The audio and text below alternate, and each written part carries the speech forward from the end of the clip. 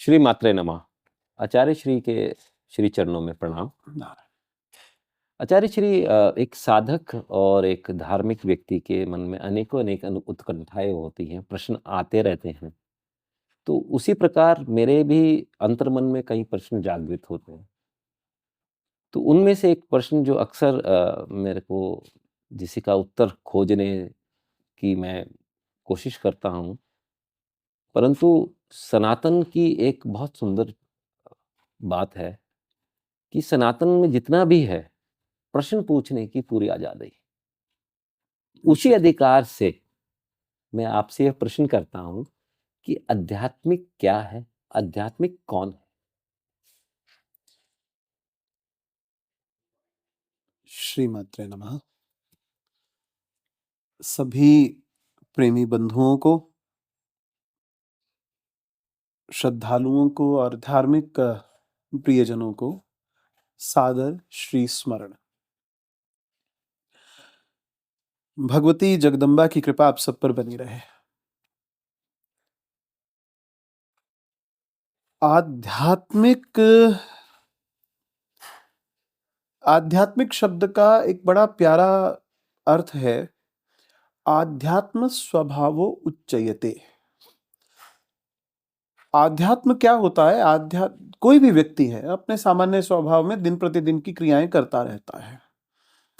हम प्रतिदिन हमारे जीवन में आने वाले जो भी घटनाक्रम है, उन पर अपनी प्रतिक्रिया, उन पर अपने विचार, अपने बुद्धि कौशल से उनके ऊपर किसी भी प्रकार की जो प्रतिक्रिया देते हैं, वो हमारा वो स्वभाव है जो हमारा जगत से व्यवहार के रूप में विकसित हुआ है। जी। त्वरित प्रतिक्रियाएं, इमीडिएट रिएक्शंस जिन्हें हम बोल देते हैं। किंतु ये हमारा स्वभाव नहीं है। अब हम ड्राइव कर रहे हों और कोई व्यक्ति हमारे साथ में, वाहन चालक जो है वो ड्राइव करते हुए कुछ गलती कर दे और हमें लगे देखो एक्सीडेंट से बचे हम, अभी दुर्घटना हो जाती जी। तुरंत हमें क्रोध आया। हाँ जी। और कई बार तो ऐसा होता है कि सड़क दुर्घटना से बचने के बाद भी व्यक्ति भय के कारण, या आप ये कहें कि तुरंत जो मानसिक द्रव्यों का स्राव उसके मस्तिष्क में हुआ है, उसके आवेग से लड़ने लग जाता है, तुरंत आक्रामक हो जाता है। जी। ये हमारा स्वभाव नहीं है, क्योंकि आप उस स्वभाव में कितनी देर बैठोगे? 5 मिनट, 10 मिनट, घंटा, 2 घंटा। हो सकता है कभी वो चीज स्मरण आए और आप उसको फिर से थोड़ी देर के लिए क्रोध लोगे, पर ध्यान दीजिए, 1-2 बार के बाद आपको उसी संस्मरण पर हंसी आने लगेगी। हाँ, विस्मृत कर देता है व्यक्ति उसको। आपको वो ऐसा लगता है, ऐसा तो क्या बच्चों वाला काम किया हमने, क्या क्या फायदा था लड़ने का। तो वो जो स्थिति है वो हमारे वास्तविक स्वभाव की स्थिति है, जब हमें ये समझ में आ जाता है कि उसको लड़ने का कोई लाभ था नहीं। भाई, हम सड़क पर चल रहे हैं तो हम बाकी वाहन चालकों को शिक्षा देने के लिए तो चल नहीं रहे, कोई हमने ड्राइविंग स्कूल तो खोला नहीं है जी। और ऐसा भी नहीं है कि चलते हुए हम ही सबसे परिपक्व वाहन चालक हैं, भाई दूसरा कोई परिपक्व है भी नहीं। ये भी संभव है कि किसी किसी परिस्थितियों में वो वाहन चालक हमसे अधिक सटीक निर्णय लेकर के अपनी गाड़ी को, अपने वाहन को बचा करके निकाल ले जाए। तो कौशल एक घटना विशेष से, ये एक घटनाक्रम से जोड़ करके हमें इसलिए स्मरण है क्योंकि हम केवल उसी से जुड़े हैं और त्वरित प्रतिक्रिया उस पर हमने दे दी है और वो बात संभवतः बिगड़ गई हो तो फिर हमें याद रह जाती है। अब ये क्योंकि हमारा स्वभाव नहीं, तो हमारा स्वभाव क्या है? हमारा स्वभाव है प्रेम का, आनंद का, प्रसन्नता का। अच्छा, कभी क्रोध भी आ जाए तो थोड़ी देर आदमी गुस्से में होता है, फिर उसके बाद ये लगता है कि कोई बात करे तो चलो, कोई हो मान मनुहार करने वाला, एक बार कोई बोले तो लो हम तो ठीक है निपटारा करें। किंतु हम अकड़ में बैठे होते हैं, हम क्रोध में नहीं बैठे होते। क्रोध हमारा बहुत जल्दी रफू चक्कर हो जाता है। हमारे स्वभाव में है प्रेम, आनंद, समर्पण। हमारी संस्कृति ही 3 चीजों पर टिकी है, अर्पण, तर्पण और समर्पण। हमारी संस्कृति का आधार ही केवल 3 ही है। आप अपना सब कुछ अपनी संतान पर, अपने बड़ों के चरणों में, अपने आध्यात्मिक गुरुओं के क्षेत्र में, आप अपने इष्ट पर सब कुछ अर्पण कर देते हो। और इसको दूसरी तरह से करें, आप भगवान शिव के लिए एक लोटा जल अर्पण करते हो, ये आपकी श्रद्धा का विषय है। सूर्य को अर्घ अर्पण करते हो, ये आपकी श्रद्धा का विषय है। मंदिर में एक पुष्प, 2 चावल के दाने चढ़ा कर आते हो। अपने जो भी आपने धन अर्जन किया है उसमें से एक कमाई का अंश, कुछ भी जो आपने निर्धारित किया हो, जी। वो फूल, पत्ती, प्रसाद, धूप, दीप, दान, दक्षिणा किसी भी रूप में आप कहीं समर्पण करते हो तो वो एक अर्पण है। हाँ। अपने पितरों को याद करके उनकी शांति के लिए, अर्थात अपनी जड़ों को सींचने का जब आप काम करते हो तो वो तर्पण है। और जब आप ईश्वर के सामने परम स्थिति में होते हो, तब आप किस अवस्था में हो? तो समर्पण की स्थिति में, पूर्ण समर्पण।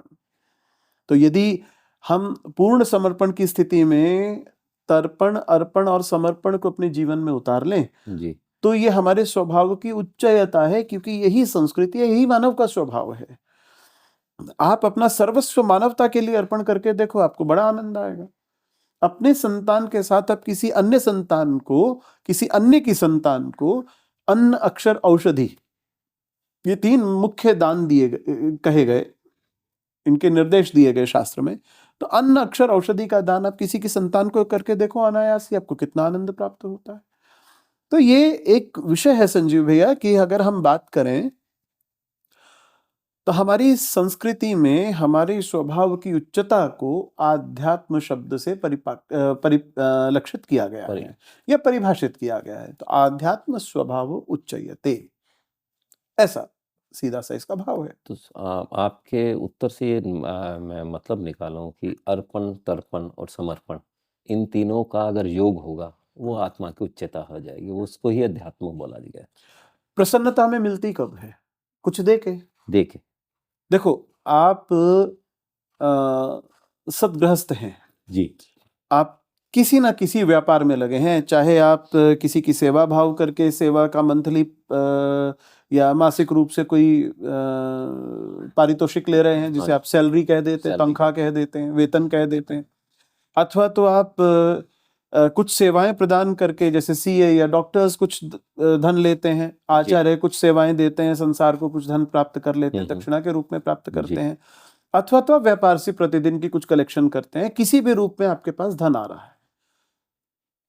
वर्तमान में आपके पास यदि धन नहीं भी है, हाँ जी, तब भी आप सेवा कार्य दे सकते हैं। अब आप हमारे संस्थान के मीडिया प्रभारी हैं जी। इस संस्थान में तो कोई भी वेतन भोगी नहीं है, फिर भी आप इस चीज को सेवा भाव से दे रहे हैं।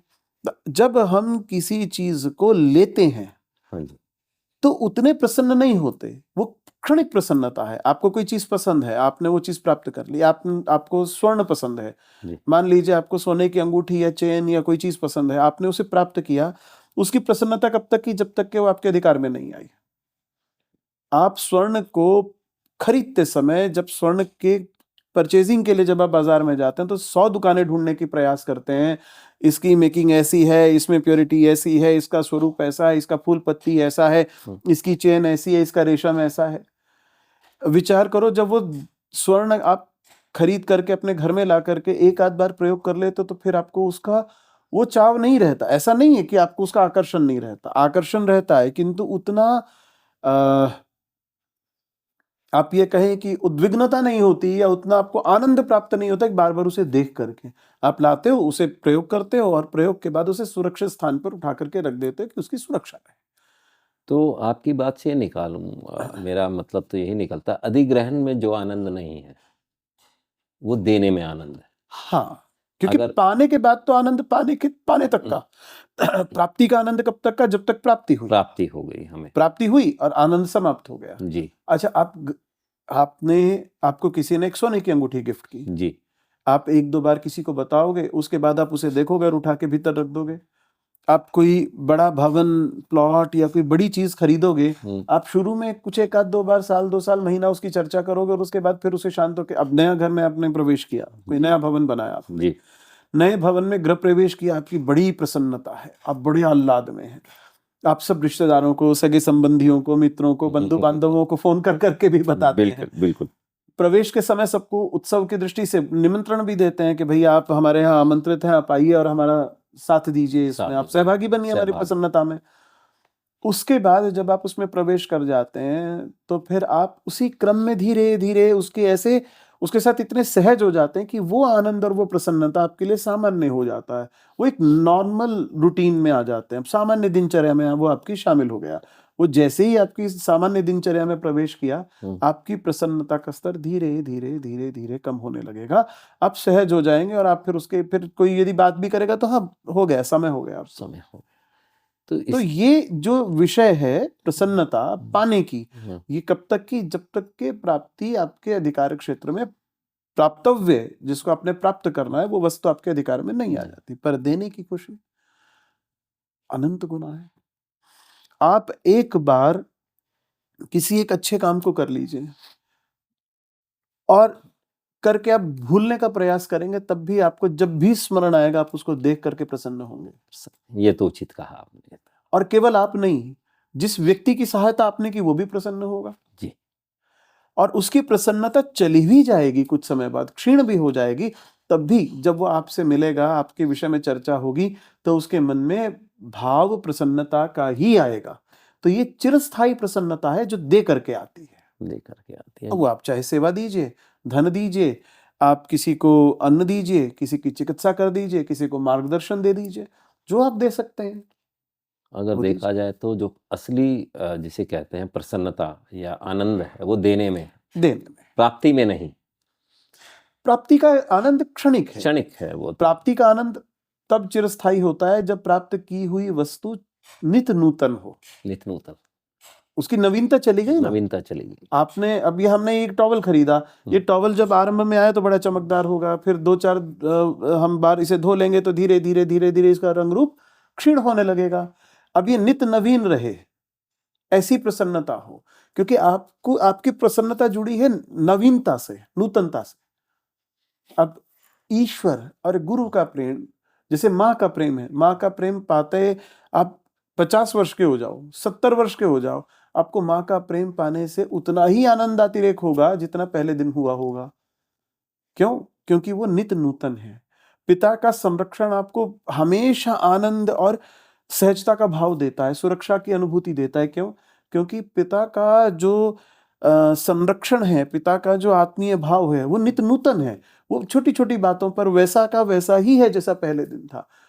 ऐसे ही जगदम्बा ललिता त्रिपुर सुंदरी का जो प्रेम है, वो प्रतिदिन प्रतिपल नया है, प्रतिपल नया है। आपके जीवन में प्रतिपल नया संघर्ष आ रहा है, वो प्रतिपल नए संघर्ष में आपका साथ दे रही है, तो एक नई कृपा आ गई।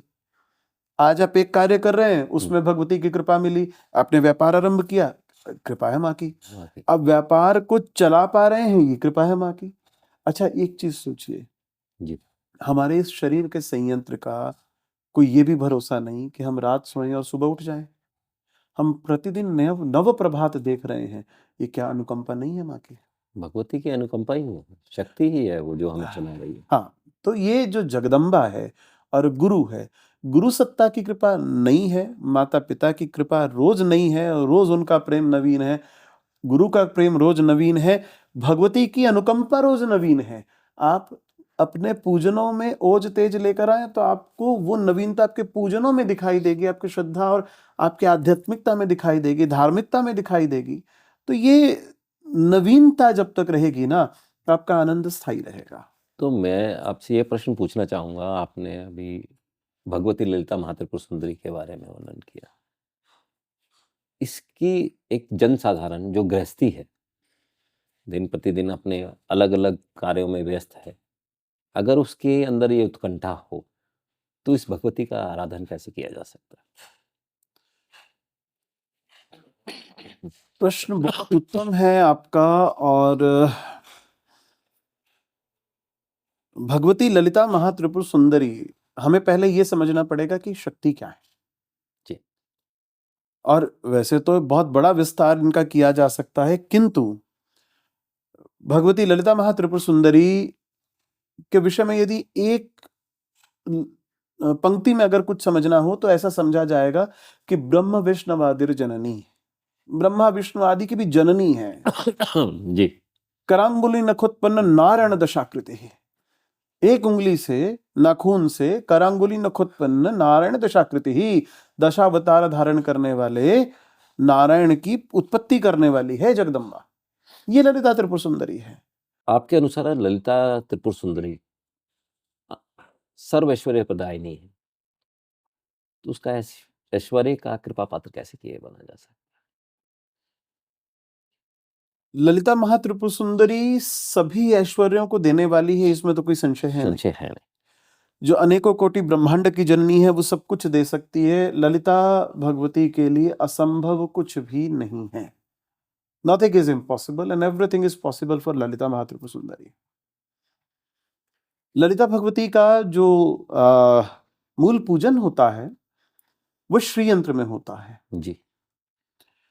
अनेकों प्रकार से श्रीयंत्र बनते हैं। आप तांबे की प्लेट पर भी एचिंग के द्वारा श्रीयंत्र निकलवा सकते हैं। शुद्ध पीतल की प्लेट पर भी लेकर के बनवा सकते हैं। प्लेट माने धातु का चपटा पतरा। जी। उसको चांदी के पतरे पर भी लिया जा सकता है और यदि संभव हो तो वो स्फटिक के पत्थर से भी बनाया जा सकता है। भगवती की पूजन में मणिमय अर्थात स्फटिक के शिवलिंग की, स्फटिक को मणि कहा गया, तो मणिमय श्रीयंत्र की, शिवलिंग की और महागणपति की प्रतिमा का बड़ा महत्व है, बड़ी महिमा कही गई है इनकी।